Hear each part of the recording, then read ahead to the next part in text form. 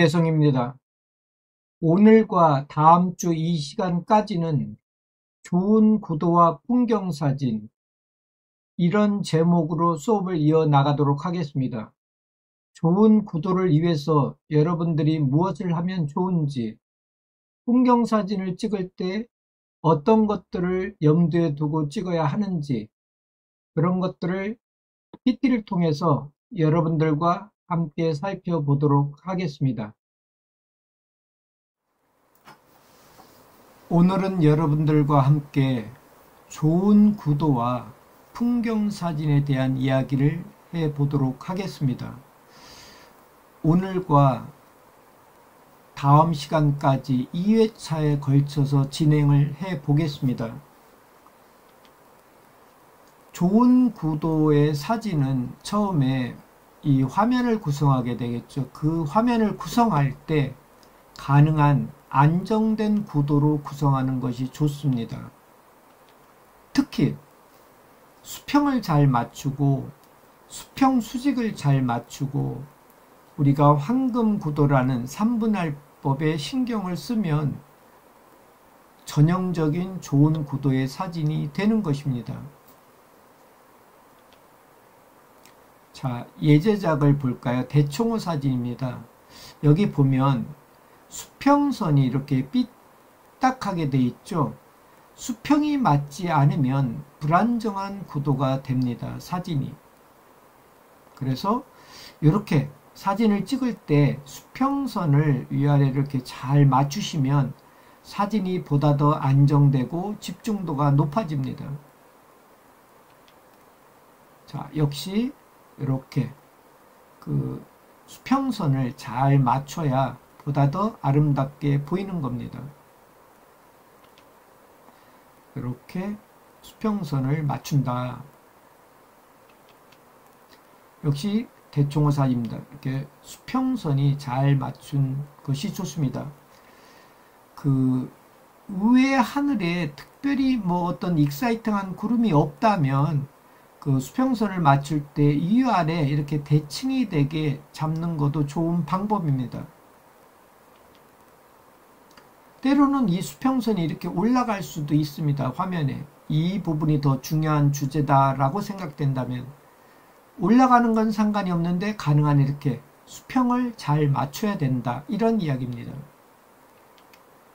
길의 사진입니다. 이번에 정석으로 3분의 1 지점에 수평선이 왔죠. 지평선이 왔죠. 이렇게 수평을 맞춘다. 수평을 잘 맞춘 예시작을 몇 점 더 여러분들과 함께 살펴보겠습니다. 마이산입니다. 마이산인데 이 사진은 사실 그러니까 지평선을 이렇게 맞추고 이 마이산을 중심으로 수직도 맞춘 겁니다. 즉 수평과 수직을 맞춘 예제작이 되겠습니다. 이렇게 수직과 수평을 잘 맞춘 예시작. 수평, 수직. 수평, 수직. 지금 요 담을 중심으로 수평, 이 나무를 중심으로 수직, 수평과 수직을 맞춘 예시작이 되겠습니다. 3분할, 여러분들이 황금구도라고 하는 그 3분할법, 거기에 맞춘 예시작을 보겠습니다. 이 3분할법은 폰의 격자선을 활용하는 것이 가장 좋습니다. 아마도 그 지난해 여러분들이 저에게 배운 기억이 날 겁니다. 그렇게 배우고 여러분들의 스마트폰에 그 격자선을 세팅을 해 놓으셨을 겁니다. 혹여나 아직 안 해 놓으신 분은 지금 해 놓으시면 좋습니다. 카메라를 켜시고 톱니바퀴인 설정을 누르면 여러 가지 옵션이 나오는데 수직 수평 안내선이라는 거를 이렇게 ON을 해 놓으시면 되는 겁니다. 그림으로 볼까요? 카메라를 켜면 이렇게 보이지 않습니까? 그때 카메라 상단에 보면 이렇게 톱니바퀴, 즉 설정이라는 게 있습니다. 얘를 클릭을 하면 이런 옵션 화면이 뜨는데 쭉 내려가 보면 수직 수평 안내선에서 이렇게 버튼이 보일 겁니다. 이렇게 파란 버튼이 나오게 오른쪽으로 밀면 이렇게 격자선이 스마트폰에 생성되는 것입니다. 그래서 사진을 찍을 때 이렇게 참고선으로 찍으시면 구도가 초보자에게는 구도를 안정시킬 수 있는 좋은 참고선으로 사용하실 수가 있는 겁니다. 그런 식으로 해서 이렇게 3분할법으로 맞춘 예제작들입니다. 여기 이렇게 3분할법 이렇게 두 개의 가상선을 긋고 구도를 안정시킨 그런 예제작이 되겠습니다. 역시 마찬가지입니다. 이렇게 3분할법을 이렇게 나누셔서 여기 지금 어부를 잡은 겁니다. 역시 바다 사진이지만 이렇게 선을 하나 긋고 요 지평선을 긋고 이렇게 긋고 이렇게 가서 그 교차선상에 사람을 두고 전체 화면을 안정시킨 예제작이 되겠습니다. 좋은 구도의 사진, 좋은 구도로 안정된 구도로 사진을 찍어야 되는 이유는 무엇일까요? 좋은 구도, 안정된 구도로 찍은 사진은 주제를 돋보이게 하고 주제에 보다 더 집중하는 효과가 있기 때문입니다. 사진을 찍을 때 그러면 노출, 즉 사진을 찍을 때 사진의 밝기와 초점은 어디에 맞추는 게 좋을까요? 하나하나 여러분들과 함께 예제작을 보면서 살펴보도록 하겠습니다. 일반적으로 주제, 즉 주피사체에 초점을 맞추고 노출, 밝기를 맞추시면 되는 겁니다. 자, 여기 예제작을 보겠습니다. 솔섬 사진입니다. 초점은 어디에 맞추는 게 좋을까요? 이 솔섬에 맞추시면 좋습니다. 사진의 밝기, 즉 노출은 어디에 맞추면 좋을까요? 요 아름다운 노을의 밝기를 맞추시면 가장 좋습니다. 정리하면 솔섬에 초점을 맞춘다. 자, 홍매화 나무가 있는 산사입니다. 여기에서 밝기는 어디에 맞추면 좋을까요? 당연히 이 아름다운 홍매화에 사람 시선이 가지요. 그러니까 이 홍매화의 밝기를 맞추시면 되는 겁니다. 정리하면 매화나무, 즉 이 홍매화 나무의 노출, 밝기를 맞추시면 되는 겁니다. 여기 오래된 집이 있죠. 이제 개발 지역이죠. 저 멀리 아파트는 이미 개발이 되었고요. 이 사진에서 초점은 어디에 맞추면 좋을 것이고 밝기는 어디에 맞추면 좋을까요? 초점은 뒤에 아파트일까요? 아닙니다. 바로 이 앞에 보이는 꽃나무와 같이 있는 이 집의 초점이라는 걸 잡으시면 됩니다. 사진의 밝기, 노출은 어디에 맞추면 좋을까요? 바로 역시 이 집의 노출, 사진의 밝기를 맞추는 것이 가장 좋습니다.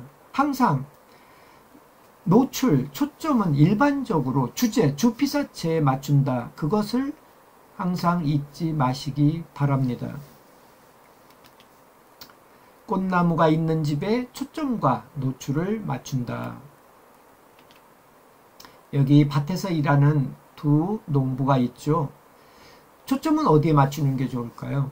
일반적으로 인물 사진을 찍을 때 초점은 인물 사진의 눈에 맞추는 겁니다. 여기 두 사람은 그 눈은 잘 안 보이죠. 그러면 이 사람에 맞추시면 됩니다. 두 사람인데 어느 사람에 맞추는 게 좋을까요? 저보다 조금 앞에 있는 사람에 맞추는 게 가장 좋습니다. 이분이 되겠죠. 여기에 초점을 잡으시면 됩니다. 물론 이 사람의 초점을 잡아도 풍경사진은 큰 문제는 없어 보입니다. 다만 정답은 그 찍는 사람과 좀 더 가까운 사람의 초점을 잡으시는 게 좋습니다. 노출, 즉 사진의 밝기는 어디에 맞추면 좋을까요? 지금 이 사진은 요 밭의 밝기 혹은 이 꽃나무의 꽃에 하얀 꽃에 매화겠죠? 아니 벚꽃이겠죠? 벚꽃에 사진의 밝기를 맞추셔도 됩니다. 정리를 하면 사람의 초점을 맞춘다. 자, 여기 겨울 사진이 있습니다. 현충원입니다. 이렇게 나무가 쭉 있죠. 초점을 어디에 맞추면 좋을까요? 나무가 여러 송이가 있는데. 화면에 3분의 1 지점, 이렇게 이렇게 그으면 대충 이 앞에 있는 나무가 3분의 1 지점에 해당이 됩니다. 즉, 이 나무 혹은 이 나무에 초점을 잡으시면 됩니다. 그러면 사진의 밝기는 어디에 맞추는 게 좋을까요? 사진의 밝기는 지금 이렇게 보면 설경이죠. 이게 하얗게 내린 눈이 주제겠죠. 그렇다면 그 주제인 눈, 이 하얀 눈에 밝기를 맞추시는 것이 가장 좋습니다. 혹은 여기 나뭇가지에 그 내려앉은 그 눈에 밝기를 맞추셔도 됩니다. 앞의 나무에 초점을 맞추고 흰 눈에 밝기를 맞춘다. 이것이 정답입니다. 차량이 지나다니고 있는 야경 사진입니다. 이 사진에서 사진의 밝기는 어디에 맞추면 좋을까요? 차량이 지나다닐 때 그 궤적, 거기에 밝기를 맞추면 이렇게 아름다운 색선으로 보이는 것입니다. 초점은 어디에 맞추는 게 좋을까요? 이 사진에 있어서.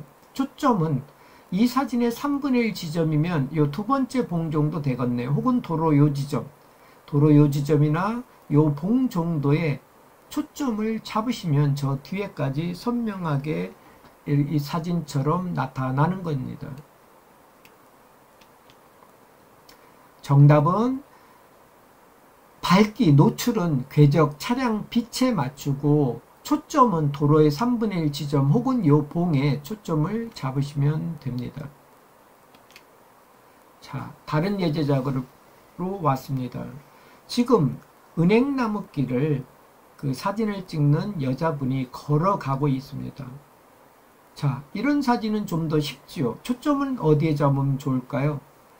사람이 나올 때는 사람의 눈에 맞추면 좋다고 그랬죠. 근데 이분은 저를 등지고 걸어가고 있기 때문에 눈이 안 보이지요. 이런 경우 이 사람의 머리나 이 몸에 초점을 잡으시면 됩니다. 혹은 이 카메라에 초점을 잡으셔도 됩니다. 이 사진의 밝기는 어디에 맞추면 좋을까요?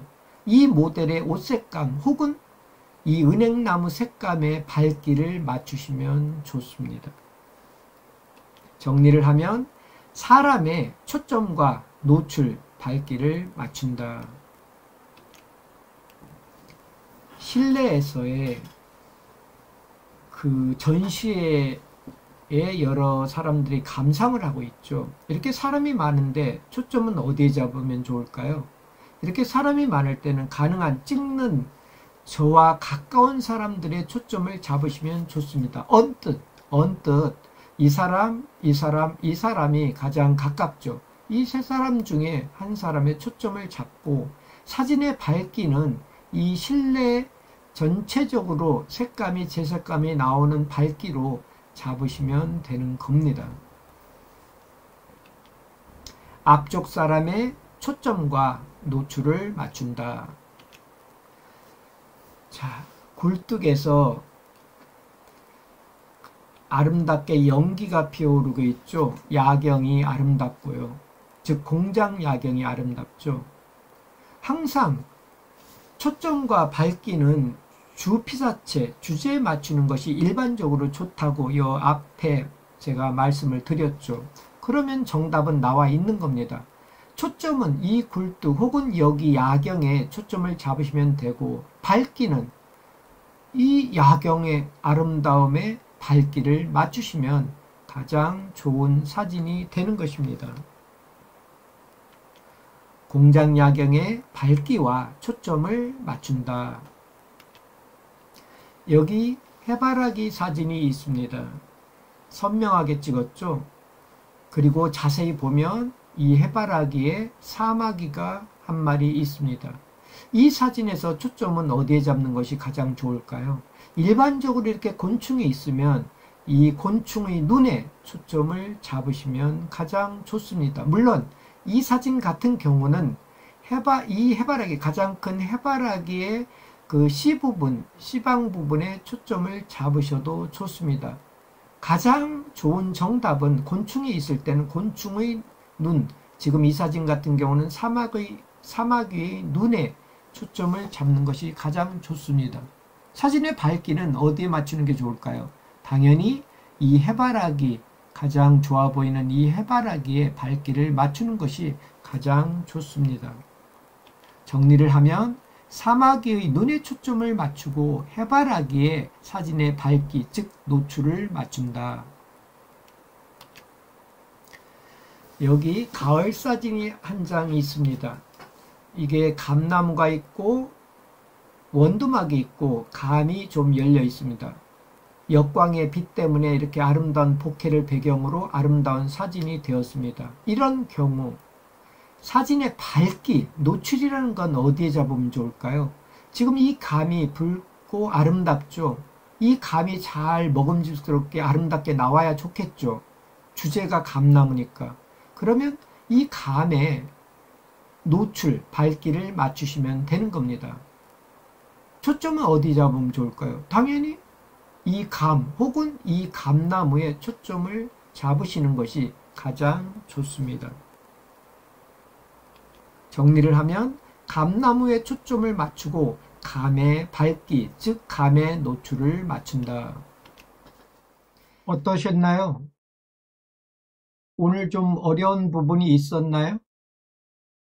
혹여나 궁금한 점은 여러분들이 이 강의가 끝난 후 카톡방에 남겨주셔도 되고 추후 대면 수업 때 질문을 하셔도 됩니다.